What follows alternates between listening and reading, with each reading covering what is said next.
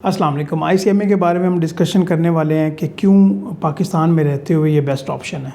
CA, ACCA ये भी qualifications available हैं, उनके ऊपर भी हम बात करते हैं। लास्ट हम वीडियोस बना चुके हैं एसीसीए के ऊपर और काफ़ी लोगों ने ये कहा कि आप आईसीएमए के बारे में भी गाइड करें कि एसीसीए पाकिस्तान में रहते हुए सारे पॉइंट्स बता दिए कि ये प्रोज़ एंड कॉन्स हैं। चलिए अभी आईसीएमए के बारे में कुछ मैंने पॉइंट्स इकट्ठे किए हैं वो आपसे शेयर करते हैं कि आपके लिए बेस्ट ऑप्शन क्यों हो सकता है कैरियर ऑप्शन पाकिस्तान में रहते हुए। सी और एसीसीए को निकाल के आईसीएमए को क्यों ऑप्शन बेहतर है। तो आपसे रिक्वेस्ट होगी कि चैनल आप ज़रूर सब्सक्राइब कर लें। देखिए नंबर 1 पॉइंट जो है, 1 बाय 1 सारे पॉइंट्स डिस्कस होंगे। नंबर 1 हमेशा ये क्वेश्चन होता है जी रिकग्निशन का, कि इसकी रिकग्निशन पाकिस्तान में या पाकिस्तान से बाहर किस तरह से है। जिस तरह चार्टर्ड अकाउंटेंसी या एसीसी को रिकग्नाइज़ किया जाता है उस लेवल तक तो नहीं जिस तरह के एसीसी की बाहर रिकग्निशन है, लेकिन आईसीएमए की पाकिस्तान से बाहर भी और पाकिस्तान में भी अच्छी खासी रिकग्निशन है। अगर कोई भी आईसीएमए पास कर लेता है, ट्रेनिंग कंप्लीट कर लेता है, उसको पाकिस्तान में रहते हुए और पाकिस्तान से बाहर अच्छी खासी अपॉर्चुनिटीज़ मिलती हैं। स्टूडेंट्स अक्सर यहाँ पे ये भी क्वेश्चन करते हैं कि सैलरी पैकेजेस क्या होते हैं। देखिए सैलरी पैकेजेस डिपेंड करता है कि आप किस ऑर्गेनाइजेशन को जाके ज्वाइन करने वाले हो और आपकी किस्मत अच्छी है कितनी है। तो ये टोटली आप अल्लाह पे छोड़ें। आप सिर्फ फोकस ये करें कि आप जिस क्वालिफ़िकेशन को भी ज्वाइन करने वाले हो आप उसको जल्दी से जल्दी पास करें। दूसरा पॉइंट है जी ये एक्सपेंसिव कितना है। अगर एसीसीयू की बात करें तो एसीसी तो काफ़ी ज़्यादा एक्सपेंसिव है, क्योंकि उसकी एग्ज़ाम फ़ी आपको पता है कि पाकिस्तानी करेंसी में नहीं जाती। और फिर सीए की बात करें तो वो भी काफ़ी ज़्यादा एक्सपेंसिव हो गया हुआ है आज के टाइम में। ऑनलाइन की जहाँ तक बात है तो वो थोड़ा कम एक्सपेंसिव है, लेकिन अच्छे खासे उसके भी चार्जेस हैं। लेकिन आईसीएमए की बात करें ना तो ये आप इजीली 5 लाख के अंडर आप इसको कवर कर सकते हो अगर आप एक बहुत अच्छी प्लानिंग के साथ जाओ, और इसमें स्कॉलरशिप्स भी काफ़ी अच्छी अवेलेबल होती हैं।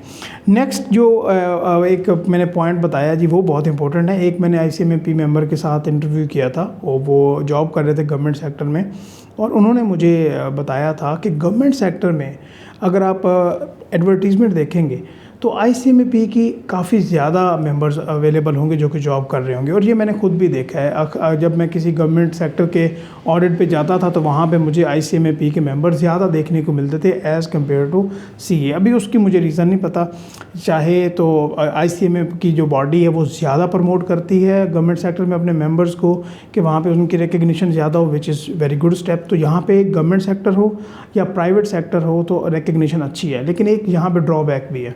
ड्रॉबैक किस तरह से कि अगर कोई बंदा ये प्लान करता है कि मैंने अपनी फर्म बनानी है, फाइनेंशियल कंसल्टेंसी प्रोवाइड करनी है, तो वो उस तरह से प्रोवाइड नहीं कर सकता जिस तरह के सीए के जो इंडिविजुअल्स हैं वो प्रोवाइड कर सकते हैं, क्योंकि इनके पास ऑडिटिंग के लिए राइट्स तो हैं। लेकिन आपको पता है कि जो लीडिंग बॉडी है ऑडिटिंग के एतबार से वो है जी चार्टर्ड अकाउंटेंसी, तो वो किसी को अपने लेवल पे नहीं आने देगी कि आप इस लेवल पे आके यहाँ पे ऑडिटिंग की एक्टिविटीज़ परफॉर्म करें। इसी तरह एसीसीए और आईसीएमए थोड़े से कम है, लेकिन पाकिस्तान में जो लीड कर रहा है ऑडिट के एतबार से या फाइनेंशियल कंसल्टेंसी या टैक्सेशन के एतबार से तो वो चार्टर्ड अकाउंटेंसी हैं। तो यहाँ पे तो ये पॉइंट क्लियर हो जाता है। एक बहुत बड़ा प्लस पॉइंट जो कि सीए से ज़्यादा आईसीएमए में है वो ये ट्रेनिंग के पर्सपेक्टिव से है।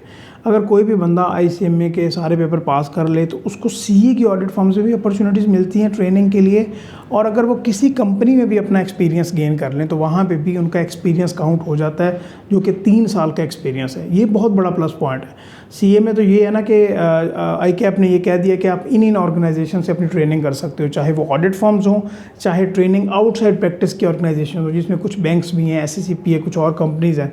लेकिन आईसीएमए में आप किसी भी ऑर्गेनाइजेशन से अगर अपनी ट्रेनिंग कर लेते हो अकाउंट्स एंड ऑडिटिंग या फाइनेंस बैकग्राउंड में, तो आपके वो जो 3 साल का एक्सपीरियंस है वो काउंट भी होगा, आप रिकग्नाइज भी होगा और आप आईसीएमए के मेंबर भी बन जाओगे। ये एक बहुत बड़ा प्लस पॉइंट है। लास्ट पॉइंट हम सैलरीज़ को लेकर डिस्कस करने वाले हैं। देखें जैसे ही कोई आईसीएमए का मेंबर अपने सारे पेपर पास कर लेता है तो उसका एक्सपीरियंस जैसे ही स्टार्ट होता है, लाइक किसी भी ऑर्गेनाइजेशन को वो ज्वाइन करता है तो वो उसकी सैलरी बनती है, वो एक किस्म का स्टाइपेंड नहीं बनता। तो यहाँ पे ये प्लस पॉइंट है कि स्टाइपेंड तो कम होता है सीए का, जिस तरह आपको पता है ऑडिट फर्म्स में, लेकिन आईसीएमए मेंबर्स की जो सैलरी होती है वो आप कह लें कि 35 या 40 से स्टार्ट होती है राइट आफ्टर एग्जाम्स। और मैंने एक क्वालिफाइड आईसीएमए मेंबर का इंटरव्यू किया था, वो यूएसए में होते हैं, और उस इंटरव्यू का लिंक मैं डिस्क्रिप्शन में डाल दूँगा। $85,000 पर एनम उनकी सैलरी बनती है। और आप इसको कन्वर्ट कर सकते हैं। और ये भी कुछ टाइम पहले की बात है, अभी माशाल्लाह अल्लाह ताला उनको और तरक्की दे। वो आप इंटरव्यू भी ज़रूर देखिएगा, इंशाल्लाह काफ़ी आप मोटिवेटेड होंगे उससे। और ये पॉइंट्स जो मैंने शेयर किए हैं ये भी आप माइंड में रखिएगा, जिनको मैं दोबारा से बता देता हूँ जी। रिकग्निशन है, लेस एक्सपेंसिव है, कॉस्ट इसकी कम है, गवर्नमेंट सेक्टर्स में अपॉर्चुनिटीज़ ज़्यादा हैं, प्राइवेट सेक्टर्स में भी अच्छी खासी रिकग्निशन है, ट्रेनिंग अपॉर्चुनिटीज़, और लास्ट पॉइंट है जी सैलरीज़ का। तो इन पर्सपेक्टिव को देखा जाए तो सीए और एसीसीए के एतबार से आपको आईसीएमए के बारे में भी ज़रूर सोचना चाहिए। ये भी बहुत बेहतरीन करियर पाथ है और इसकी भी जो इक्विवेलेंस है वो मास्टर्स के इक्वल है। तो चैनल को आपने ज़रूर सब्सक्राइब करना है। इंशाल्लाह नेक्स्ट वीडियो में बात करते हैं। अस्सलाम वालेकुम।